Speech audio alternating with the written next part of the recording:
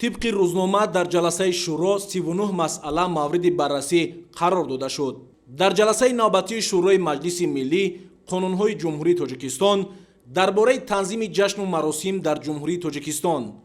درباره مسئولیت برای تعلیم و تربیت کودک،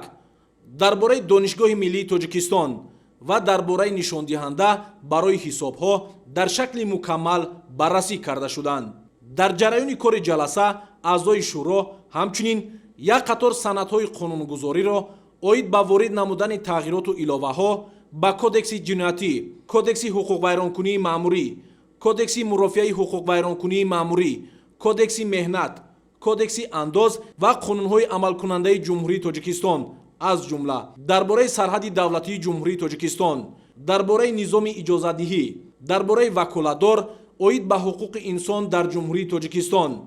درباره چراگاه، درباره محافظت و استفاده عالمی نباتات، درباره карантин و محافظت رستنی‌ها، درباره معارف، درباره پیشگیری زورآوری در عائله، درباره دیگر پرداخت‌های حتمی به بودجت،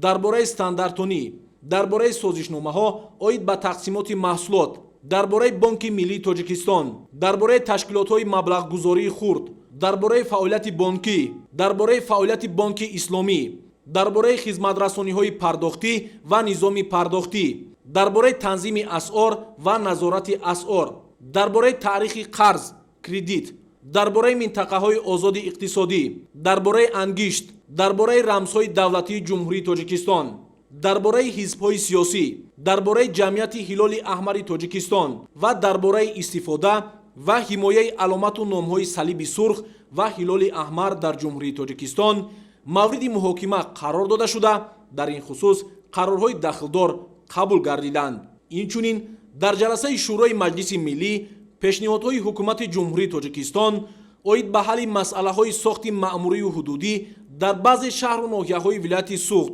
ناحیه‌های ورزاب و فیض‌آباد بررسی گردیده با ترتیب مقرر گردیده برای بررسی به اجلاس 18 مجلس ملی پیشنهاد کرده شد.